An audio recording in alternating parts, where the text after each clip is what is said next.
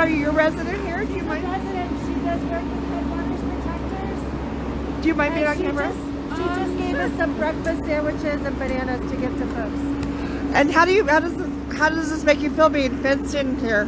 I find it really upsetting. Right. I find it really depressing and Right. sad to see people continuously displaced. Constantly, right? Constantly displaced. Were they bothering you here? Honestly, no, not so much. I feel like they keep to themselves, and I understand how nuanced and complicated the situation is. Yes. Personally, as a single woman living in this house by myself, Right. I never felt threatened by anybody on this block. I felt that they kept to themselves, they were doing their thing, and I'm okay with that. Yes. I Right. understand. They're just trying to live. They're just trying to live. So. And they're not. Do you think it might be helpful to do things like provide trash service and maybe a porta potty? Would that maybe Yes. alleviate some of your concerns as a resident? I suppose it would. I mean, my larger concern is the police coming in and sweeping. Like, whatever would alleviate that. But I understand we're fighting with lots of neighbors who don't have the same beliefs. Right. You know, Do you and realize don't that care. they took away the trash service for these places? Yeah. So that they won't pick up the trash, so that gives them an excuse to say, "Oh, look at all the It trash," justifies and the say, sweep. right? But and I've been- the public restrooms. Yeah. Yes, absolutely.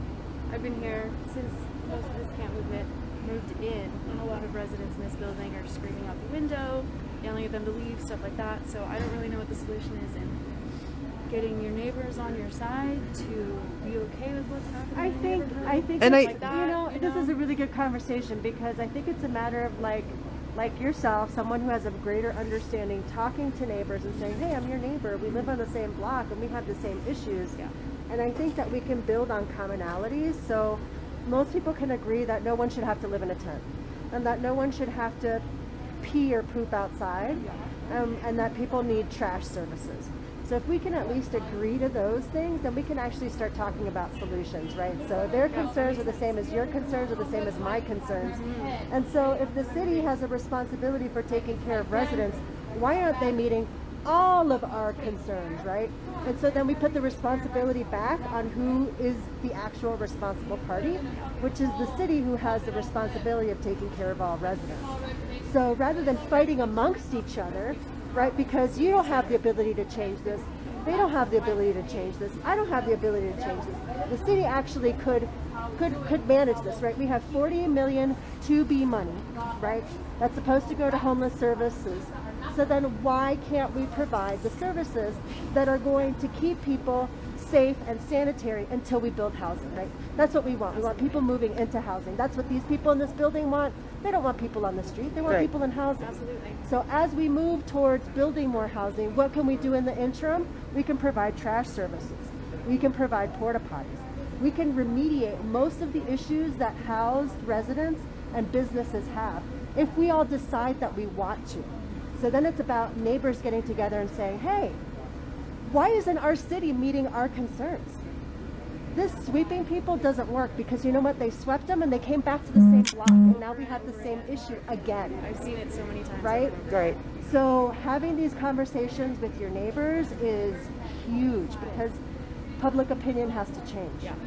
We need to stop believing the myths around homelessness. Like that they're and on understand private that property. These were intentional policy decisions that we made that created mass homelessness, which means that we could make intentional policy decisions to stop mass homelessness. Right? So there is a way out.